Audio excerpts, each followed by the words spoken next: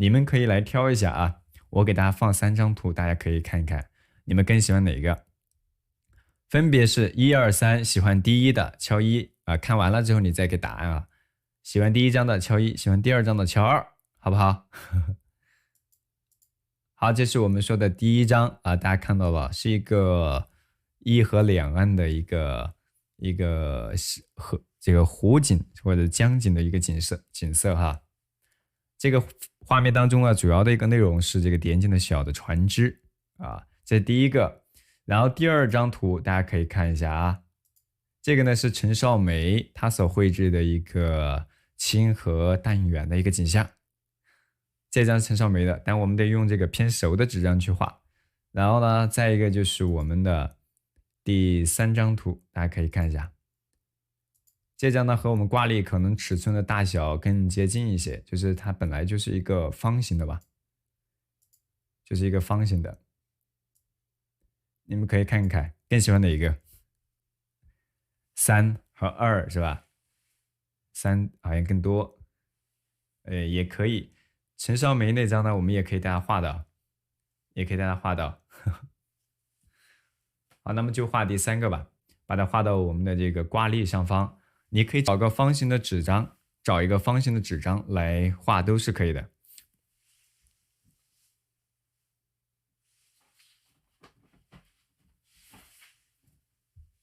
好嘞，这是我的这个挂历。刚刚这个图大家截了吗？好，可以先截图哈，我们先截图。截好了敲666，截好了敲666，是吧？挂历是吧？尺寸33乘以33的大小就可以了。没有截到的啊，或者截好了的，可以在群内呢相互的分享一下，好不好？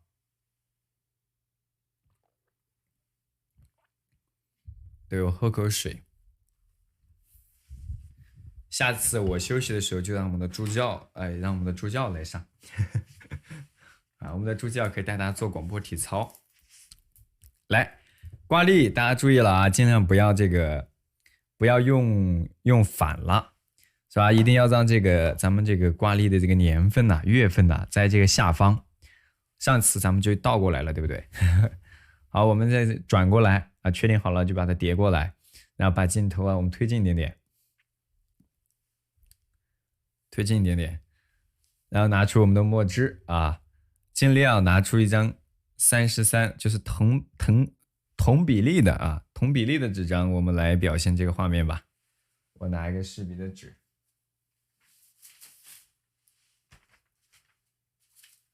同比例的，有很多小伙伴用的是这个长条的，是吧？用的是生宣纸张，生宣33乘以33的大小。当然，我们画的这个挂历呢，也是我们给大家推荐的一个新年的好礼物啊，新年的好礼物。那么在我们的小黄车里边，大家也可以看得到，有需要的可以去选购。然后接下来我们呢开始大家一起来画这个案例了，我把这个案例图放出来。一起来看一下。好，这张画是吧？其实也是一个幽僻的山中的一个景象，是吧？山野人家。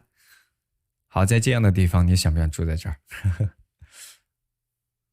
来，我们用淡墨的方式啊，在咱们整个画面，你就这个没有参考线，我们就自己去找，因为画本来也比较小，对不对？画本来比较小，你可以自己呢去参考一下它的位置在哪儿。这张画我们从左侧往右侧呢去推着来，然后我们在自己画的时候啊，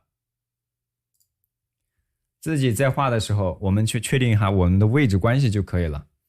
比如说，在整个画面横着的中心线以上大约3个手指左右，是不是？大约3个手指左右。然后它最宽的地方大约也就画到4个手指宽，你不要超过一个颜料管了。对不对？不要超过一个颜料管的宽度了。然后呢，我们在画到底部的时候，记住啊，画到底部的时候，右侧至少这个岩石至少留岩石的位置要留出一个颜料管的距离，对不对？这个底部啊，这一块画完，画面就完成一半，这块画完就完成一半了。好，我用小号的这个蓝好，因为这个画幅太小了。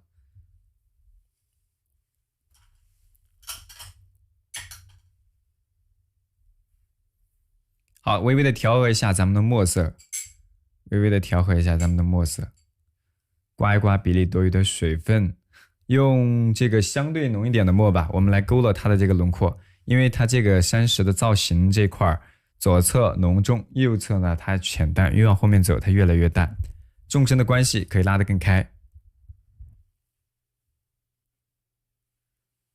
然后从左侧开始啊，左上右下。勾勒一块它的这个岩石的轮廓，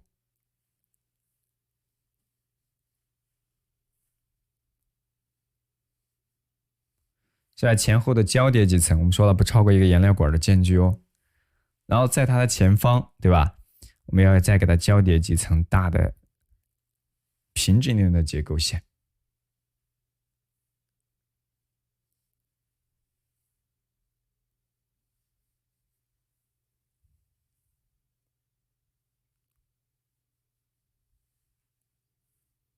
好，交叠一些，这小层次就出现了。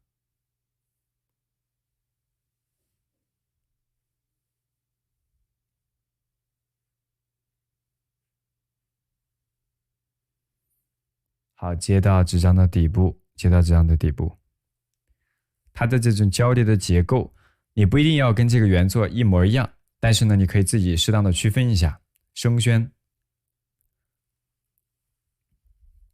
飞升之后才可以住，是吧？好，这个呢，虽然我们可能平常你工作或者比较繁忙啊，或者都在都市里边看不到这样美丽清旷的景色，可以在我们的笔下由自己来创造一幅，前后交叠一层。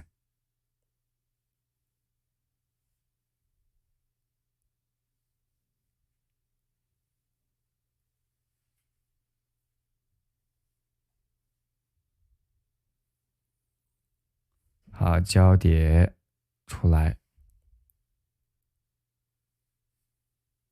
画面它就会显得更加的丰富了。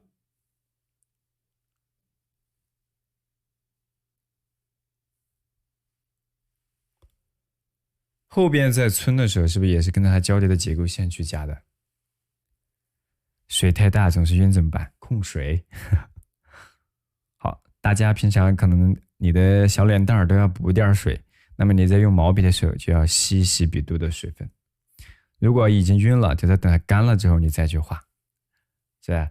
好，那么在前后交叠这一块啊，是在为了区分开它们左右的关系，我们要给它多穿插一些笔触，穿插一些笔触，不要用嘴去抿啊，咱还是要注意到安全，注意到安全。或者用咱们的这个平常用的卫生纸也是可以的。把交叠的地方是吧？该种下去的墨块的面积，它是一个墨块，那你就把快扩的这种墨色呢给点上去。它是笔触线条的，或者偏点的，还是擦的？你要观察一下啊。有很多小伙伴看到这种繁茂的细节的时候啊，他就处理起来啊，就觉得特别费劲，就是因为把局限到局部去了。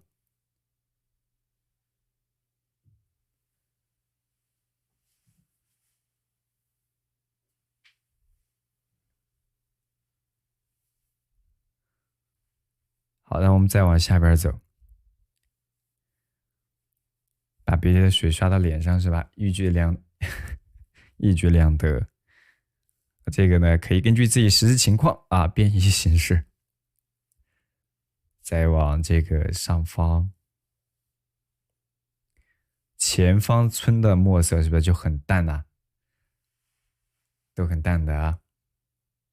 然后呢，上方在村的时候，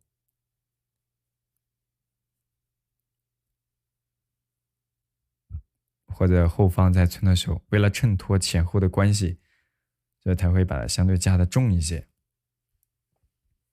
然后底部或者左侧，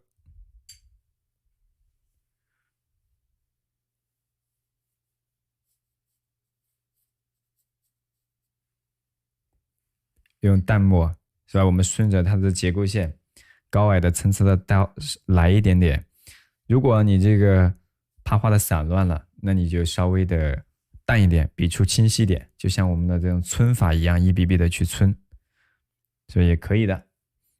好，这块呢它不太规则，底部虚空留白和远景的这种云雾呢形成一个衔接，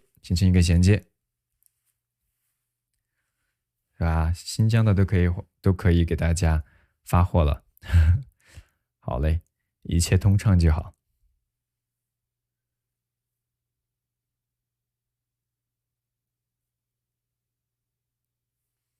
好，这是我们处理的这一处的岩石，用的是生宣，这是左侧这一块哈，可以等它干一干，然后我们再来塑造上面的小的叶片，然后再往底部走，再往底部走，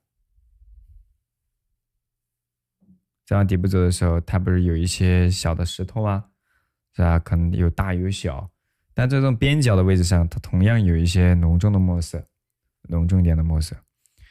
有的小伙伴说：“老师，你平常不是强调用中锋吗？你这会儿用的笔是吧？我感觉锋都用不到，你滋出来的这个笔锋就在开始画了，是吧？你用的熟练了，是吧？你用的这个，即便是稍微炸开一点的这个线条，这笔呀、它画出来的线条也能够达到自己想要的一个视觉效果，那就再好不过了，对不对？”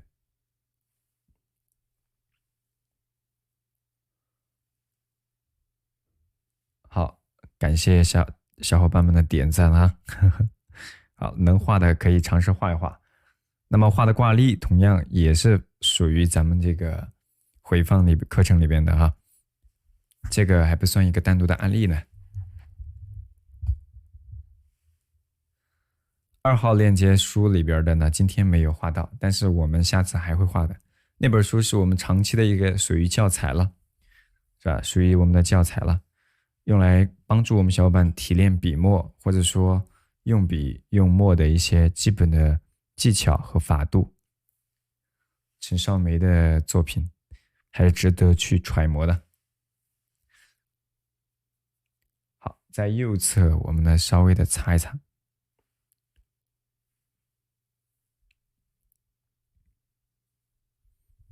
吸吸笔的水分，是吧？我们呢带出云雾的感觉来。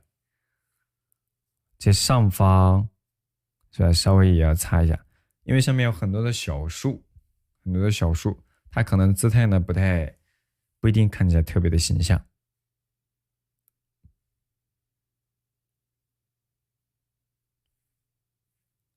好，有高有矮，稍微的来上一些。底部它晕就晕开都没有关系的，底部晕开都没有关系的。是吧？像白雪石画的画，它好多时候画的像树枝或者粗的一些叶片呐、松针等等，它就先画一个墨块，等它没有干的时候，在上面再去点那种松针。好，从下往上。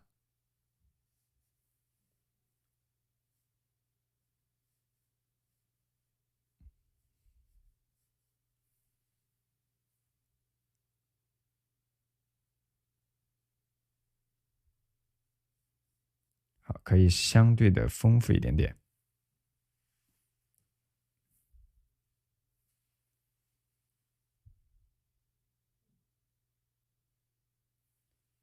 好，我们这棵树给它画到这儿，然后左侧高矮错落一下。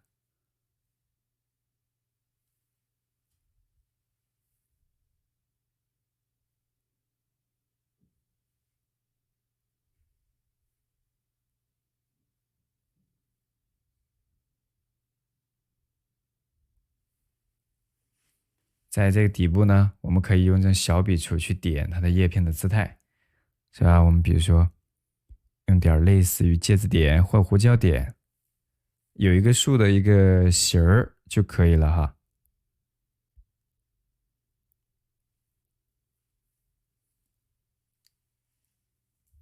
这个画有回放的，都在咱们的这个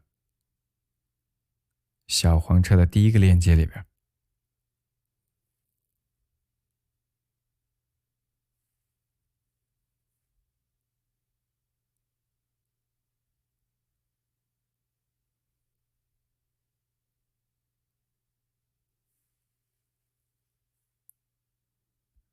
好，第一步，咱们直接给它统筹起来。那在这种墨块边角，你看我们刚刚点出了一些比较形象的一些小数，对吧？这个时候呢，底部就让它虚下去，虚下去。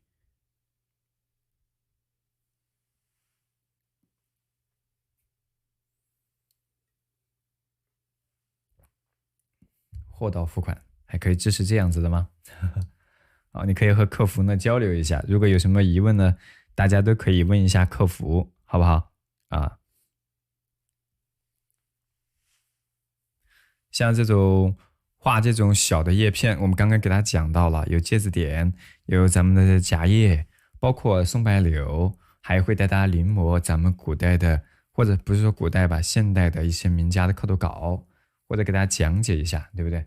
那么这个是我们作为赠送的基础的技法教程，在我们的回放的课程里边呢，给大家赠送的，是吧？你直接就可以去听了。我们现在刚更新到咱们的术法这一阶段，好，你可以慢慢的了，一点一点的去学习和临摹，和巩固复习一些我们平常直播还不是那么的表现的特别充分的地方。好，右侧是吧？稍微的再点。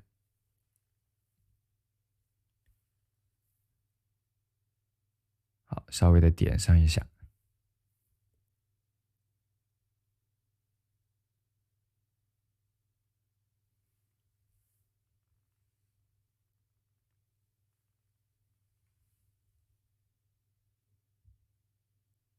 OK，现在把边缘，如果你没有干，你就先等一等啊；没有干，你就先等一等，干的差不多你就点上。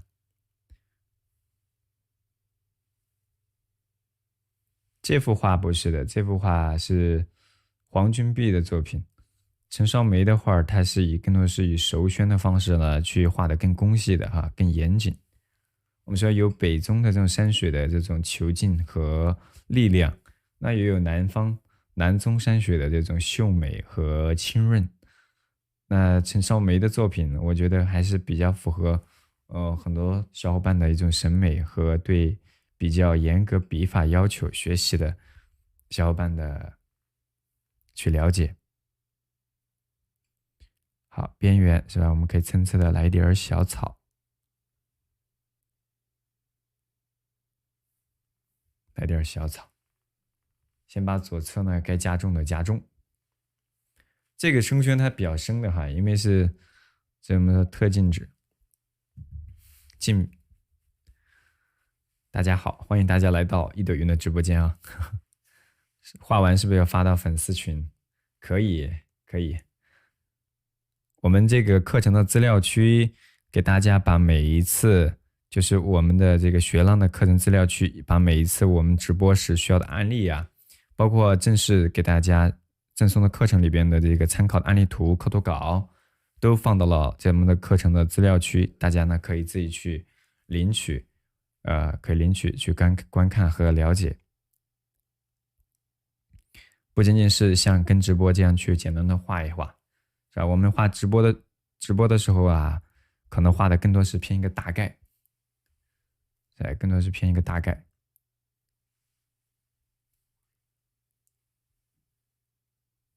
特精皮，好，然后我们再往右边走，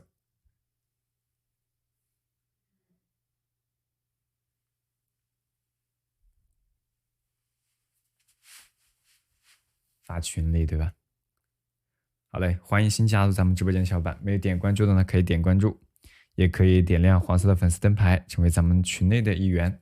在群内可以提前一天获取我们高清的案例图和工具清单，跟直播会更加的得心应手，好吧？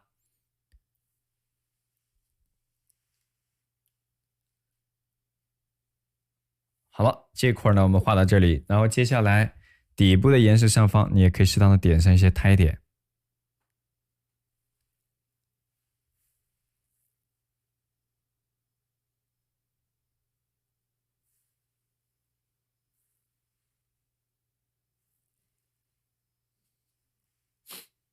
申请进第13群啊！你要是前面的群都已经满了，你可能就进不了了，这个要注意一下哈。然后用更淡的墨色，我们来画远处的这个远处的这个什么叫我们的这个山顶呢？山崖上方，它有一户人家。那么画这个大概画多宽？这个大约画在竖着的中线靠右2指左右，是吧？就画到最宽的位置了，1到2指啊，1到2指。然后底部呢是会比这个轮廓线，这个山顶呢，比前方这个山顶呢要低个1指左右，好，低一点。然后墨色更淡，水分呢更枯涩。好，从下是吧？往上。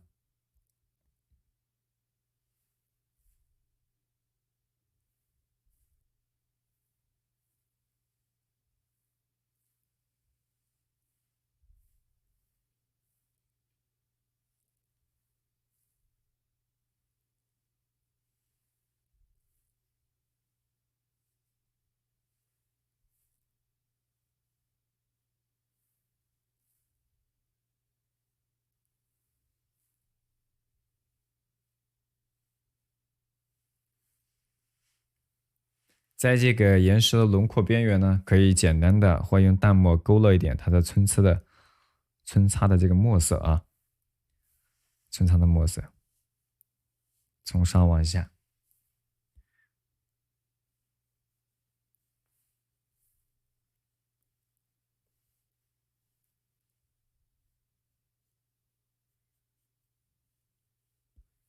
前后交叠一下，皴一皴，用淡墨给它覆盖统筹这个画面。左边呢就浓墨重彩的，右边我们在刻画的时候，它就清新一点点，清新一点。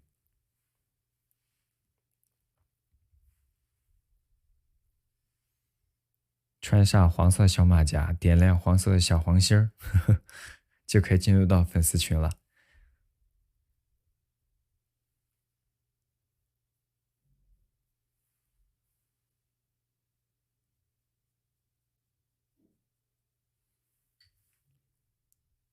要用淡墨把这个它俩交界的地方是吧带一带，然后又往下方走，我们同样要去处理的是云雾，对不对？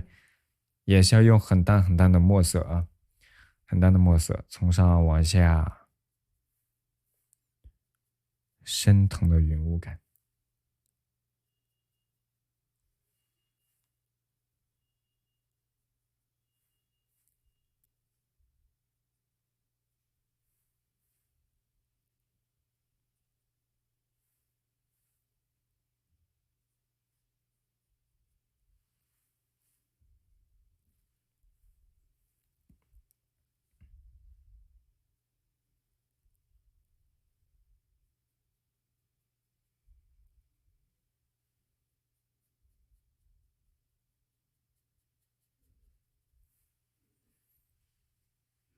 好，这是底部是吧？但是擦的时候注意到它过渡衔接要自然哈。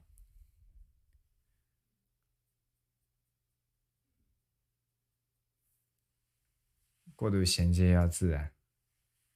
好，前后的关系可能才能拉得开，才能拉开。这个就是特进皮的这个挂历，它在画的时候呢，这个可能晕的呢相对会比较多，但是呢也不用担心，它的这个橙色的墨色的层次呢也是非常的丰富的，非常的丰富。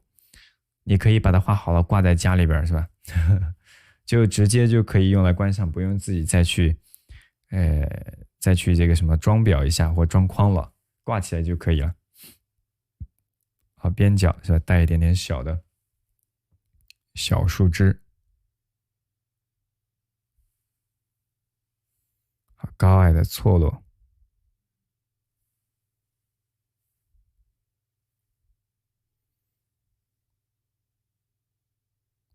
从上往下，我们来给它加上一点儿。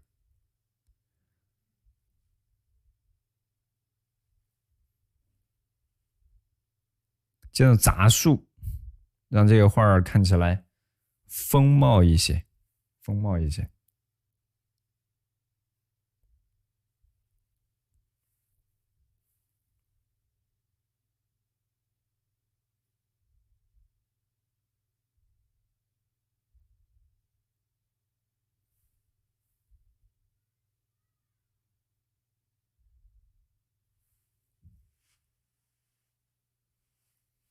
用淡，它这个肯定是用淡墨，而且多多少少带一点的水啊，要润一点，润一点。摸鱼的来了，欢迎大家来，欢迎大家的到来。好，右侧它其实还有一层，当然要跟它前后是吧上下可以区分一下啊，区分一下哈。然后再往后边儿，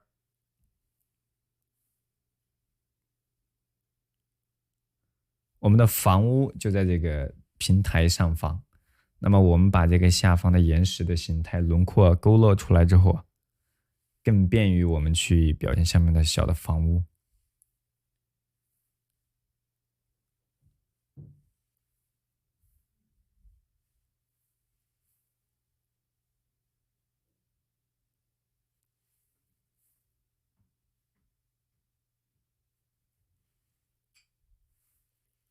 推进一点啊，都有人在干饭了。这是深远的画法嘛？可以说是深远。我们说自山前而窥山后，谓之深远。那这张画就是一种层层交叠的一种空间的关系，你可以把它称之为深远嘛。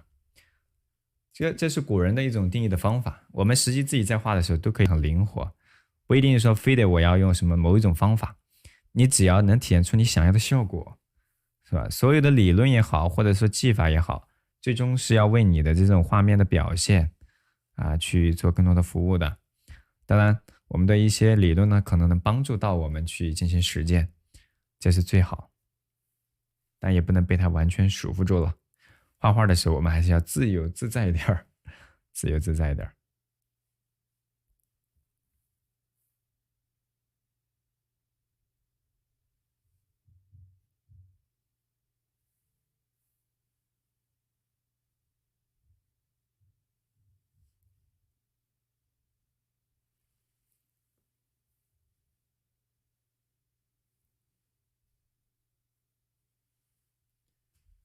好，在这个中间它交叠的位置呢，我们适当的加了点重墨。有学过播音吗？我这个普通话都没说利落，有的时候早上起来是吧，大家都能明显的发现到嘴瓢。还学播音。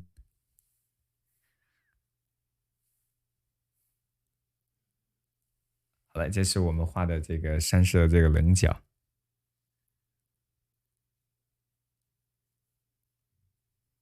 给它区分出来。可以用半生熟的，可以用半生熟，但我们用的呢是这个生宣的挂历，生宣用的做的挂历叫特进皮做的。来推远推远。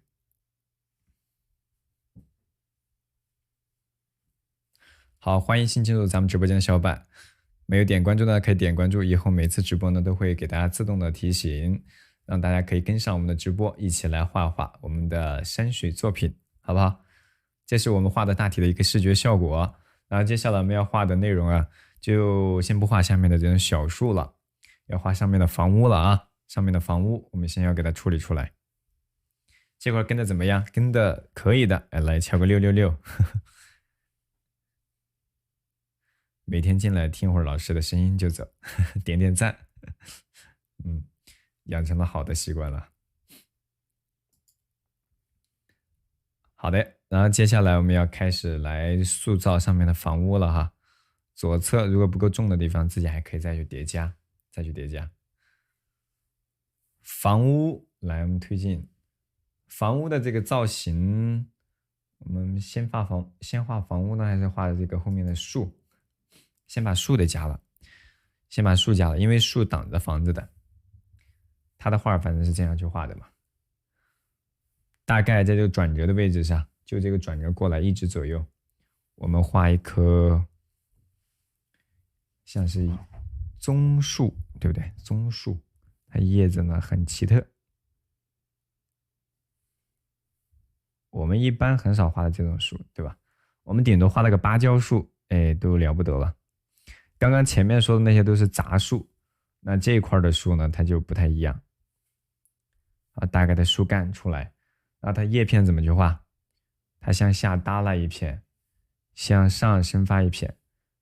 你们见过蒲扇吧？见过蒲扇没有？好，大致就是这种放射状的线条，参差的来上一些就够了，不需要你刻画特别精细，带一带它的特征。好，我们画的画好了就可以秀色可餐，要画不好，满肚子的气，哪还吃什么饭呢？对不对？所以画不画的好啊，都挺节约粮食的。啊，这是它下面我们勾勒的这种叶片的脉络。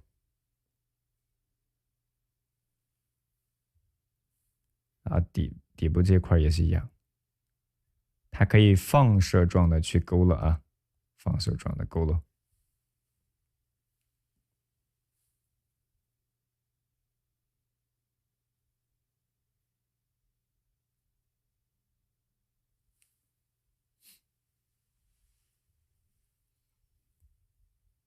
你感觉你行，你的手告诉你说不行。好，我告诉你，你缺乏练习，是吧？缺乏练习，只要你眼睛看着觉得，哎呀，确实不是特别难，那其实都可以上手试一试嘛，都可以上手试一试。有的时候缺乏练习呢，他可能就上手就没有那么快，这是正常的。如果你一上来啥都能会，是吧？那你就很厉害了。在右侧，我们再来也是一棵树，是吧？这棵树呢就不太一样了。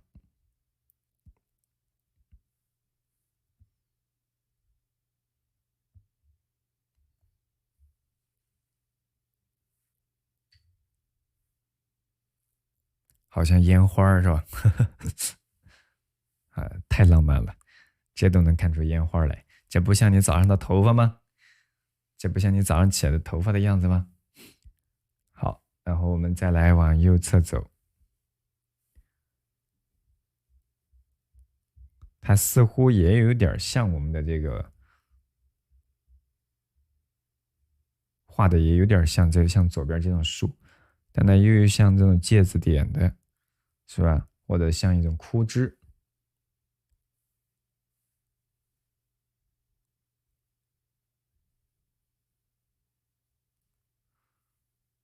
好，再往下方点的长一点。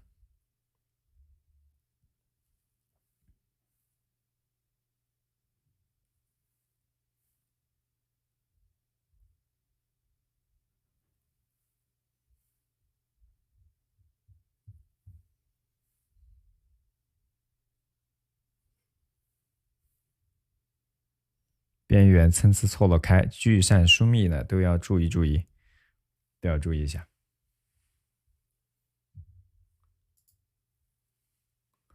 好，我们退远，大家看看整体的效果。这个笔很好用，对吧？这个手也挺好用的，顺着网线，一人一份啊，一人一份。好，这是我们加的这棵树。然后接下来我们再往上方走的时候，就是要把后边它有个枯枝，是不是有一个枯枝的感觉给它加出来？加完之后，我们再去加这个房屋，是吧？山居人家的一个景象啊，山居人家的景象。好，从上稍微的来一点儿。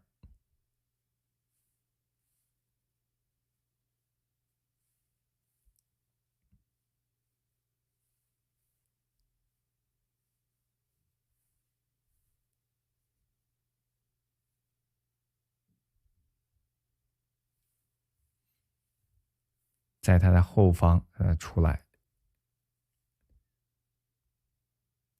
两棵呢挨得近一点。你看，一般树木在组合的是不是它都会兼顾一定的这种主次，或者说长短，是吧？或者说聚散这种节奏在上边。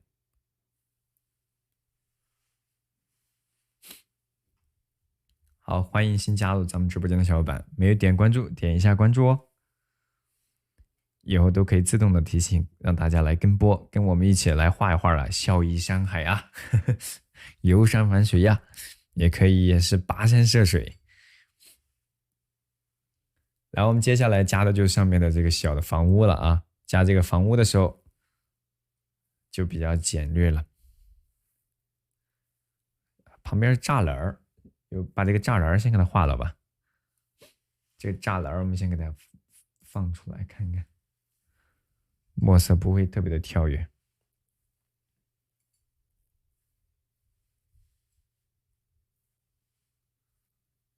好，有个篱笆，高矮上方可以实一点，下方虚一些，边缘不用特别的平整啊，我们可以稍微的参差一点点。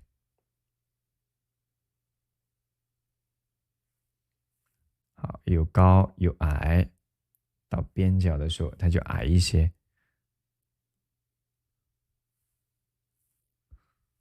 好，大致的一个造型是不是就到这里？然后我们稍微的串联一点点线条，把它顶部给它衔接起来，不用特别直愣的线条哈，根据它这种波折的感觉去给它衔接。然后在这个树的后方是吧，我们加个房顶，把房顶的线条再给它带出来。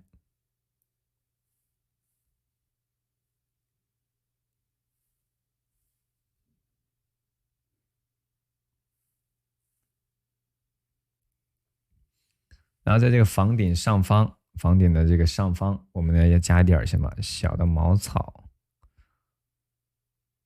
小碎、小短线、山居的茅屋。什么时候直播？每天上午9点半，上午9点半。明天周六日，对不对？明天带大家画一点更加漂亮的作品，更加漂亮的作品。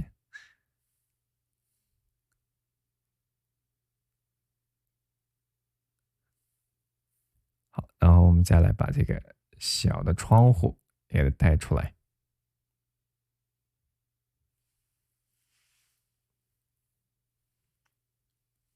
画了棵梧桐。好嘞。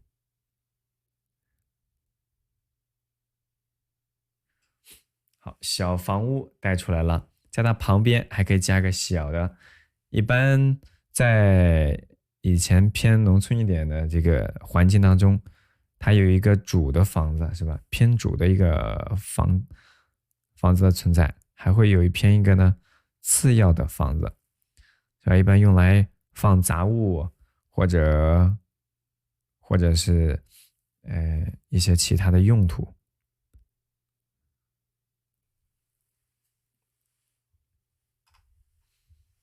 明天周末了，大家可以乘课，对吧？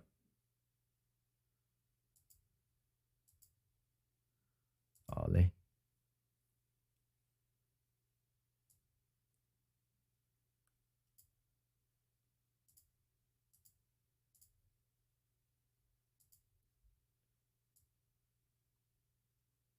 啊，这样放吧，放小一点。现在应该大体的这个造型和位置关系呢都塑造出来了，我们可以看到大体的一个效果了。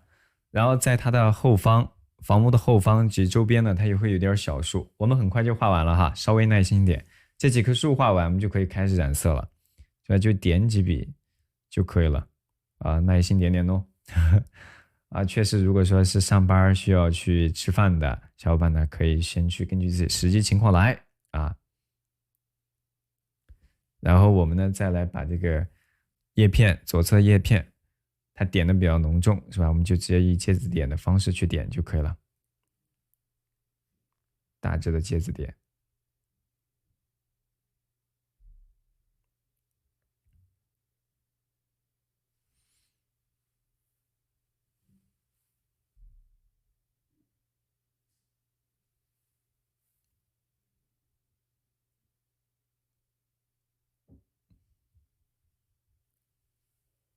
再从这一侧走。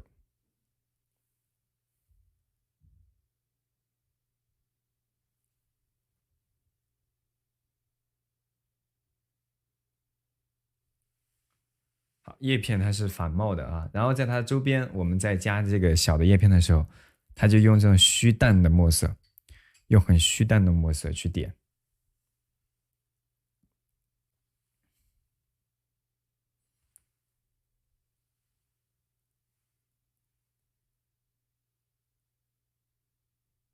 从底部再往上，由下往上，在这个篱笆的后方或者栅栏的后方，由下往上呢，可以适当的来出一些高矮错落的小树的姿态造型，是吧？房屋后边可以用淡墨稍微的擦一擦，给它凸显出来，是吧？凸显出来，显得更加的清幽。可以买蓝竹，蓝竹呢就是我们前面画画用到的那支狼毫笔，是吧？像竹竿一样的，就这个，像竹竿一样的，这种这种竹竿的质感呢更有趣。在它旁边，我们再加一个小的护栏，再加一个小的护栏。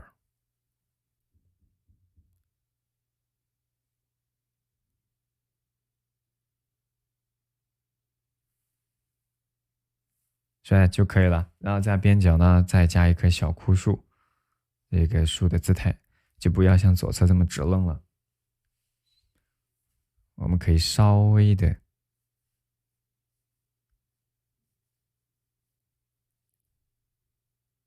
添加一些小枯枝，着落在这个地面上就可以。当然，地面上，比如说边缘的位置上，你可以适当加上一些苔点，尤其像这种转折的地方，你要适当的去给它强调，比如说加上一些杂草啊，丰富一下。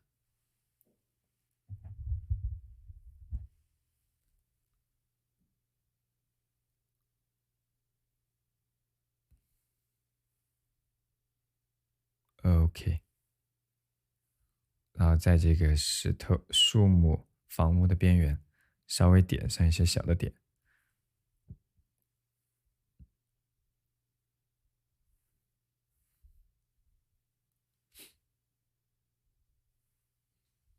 空间大体的视觉效果、细节基本上都有了，稍微的再加点点远山，稍微的加一层远山，我们就可以开始给它染色了啊。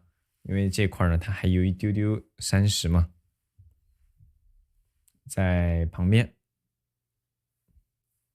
记住远山不要让它太跳跃，墨色要虚，是不是？浅淡一点点。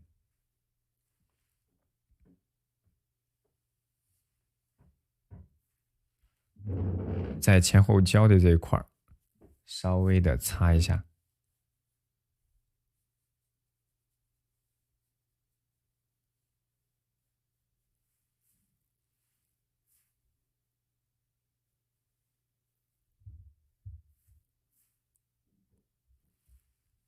稍微的擦一下右侧的边缘。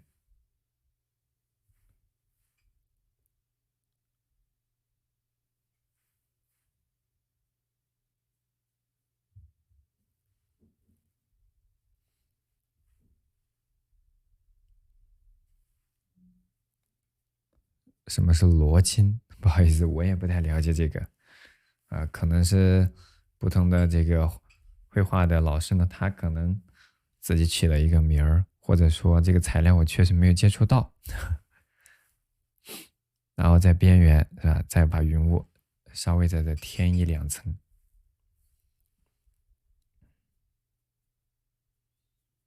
我用的颜料都比较常见，用的都是比较大家所熟知的这种材料。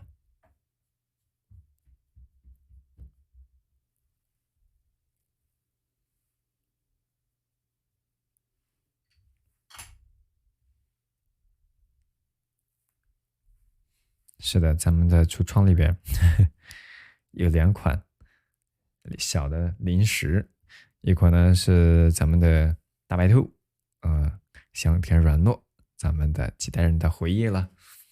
然后呢，还有一款开心果，非常非常的开心，希望让我们的小伙伴呢看到这个开口的胡笑，也能微笑的撅起我们的嘴角。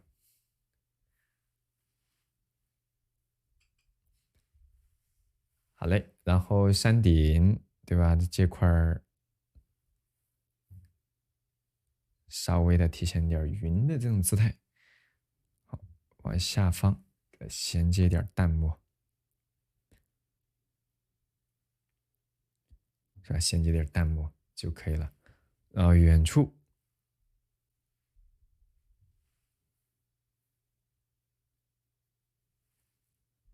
再稍微的擦一擦。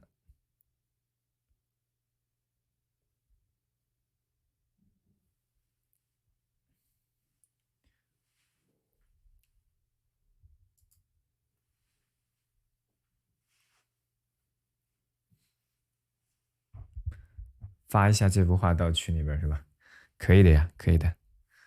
好，我们开始染色了啊，马上就画完喽。好，耐心一点点，耐心一点点。这张画的视觉效果已经出现了，对不对？你像这块儿，它干了之后，它的这个层次呢还是很浅淡的。你可以稍微来点浓重的墨色。喜欢这样的作品吗？大家画的如何了啊？不知道大家跟到几层哈？可以，如果没有跟完，你就再继续画。如果你跟的差不多了，那么你就可以跟着我一起来着一点颜色，让这个画呢看起来更完整一点。它着色也很简单，是吧？着色很简单，只是让它看起来更加的丰富一点点。来一点咱们的赭石，是吧？拿一个干净的碟子，啊，拿一个我们的这个大的笔，依然我们先用这种赭石色，是吧？我们也用到我们牛耳，牛耳淡淡的，喜欢没有画是吧？慢慢来。好嘞，我们把这个山的斜坡亮的地方这块咱们就为什么要把？有同学可能会问了，刚刚你把颜色顶部都用这个花青染，这块你为什么顶部要用赭石染？这有什么讲究？没那么多讲究，这个就是你想要什么样的色调，对吧？你想要暖色调更突出一点，比如说有点朝霞，有点夕阳的味道，那你就可以把这个岩石的顶部用赭石色，甚至于朱砂的颜色，焦茶的颜色都可以往上用。如果你想要画面呢偏冷峻，是吧？清幽，像刚刚那样的画境，你想要什么样的画境的氛围啊？包括还有不同的时节，那么你就可以选择不同的这种染色的方法，理解了哈？不是说固定的。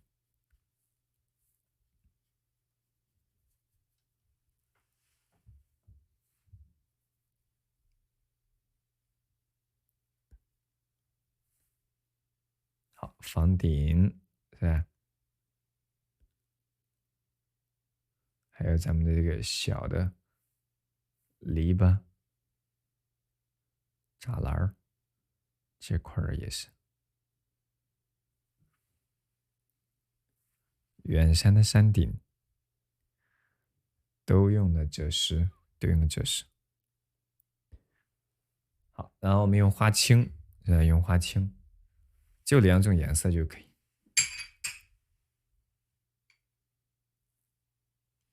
淡淡的花青，我们把这个左侧部分，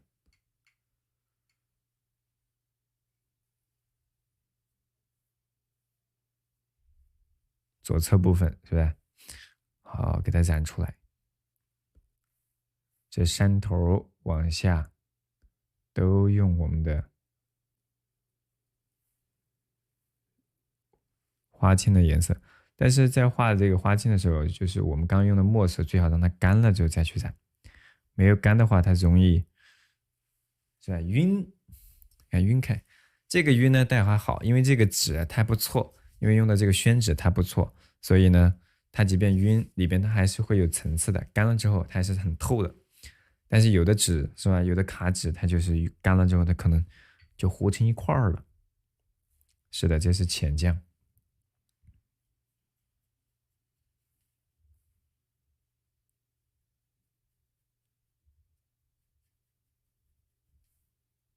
好，原山的底部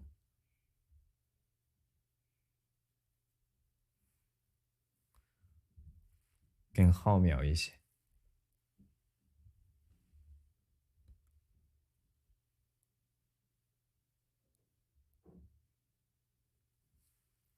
好，山顶咱们也用这个颜色给它染出来了，是吧？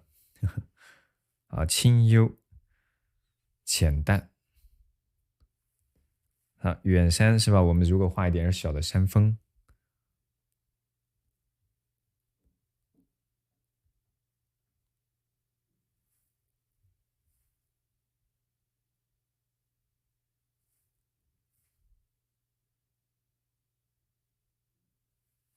好，用咱们的这个花青的颜色，树叶和暗部的房屋的后方都用花青色带一带，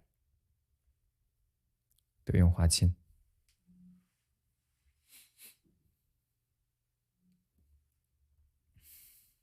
每次2张画的时候都来不及跟上，是吧？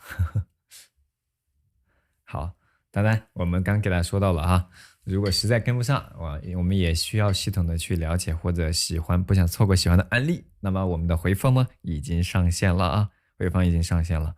我们在画这个案例的时候呢，也要考虑到大家，又要吃午饭，也不能影响到大家伙吃饭了，啊，坐太久也不能太累了，所以呢，速度呢相对要适中一下，要拿捏一下。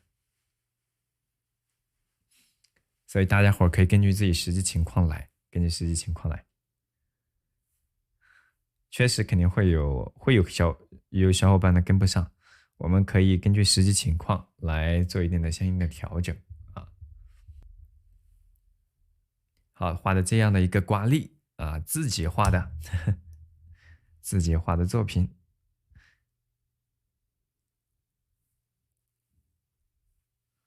是吧？好，这是我们画的这一块儿，然后再一个就是我们刚刚画的这个，刚刚应该大家截完图了，抽时间自己慢慢画也可以的啊，适当的去巩固和复习练习一下，然后也不用担心自己跟不上了，来晚了等等啊，都可以在我们的回放那边呢进一步的去练一练，都好看，忍不住想跟老师画一幅，是吧？好，这个截好了吗？这个有点晕开了哈，有点晕开了。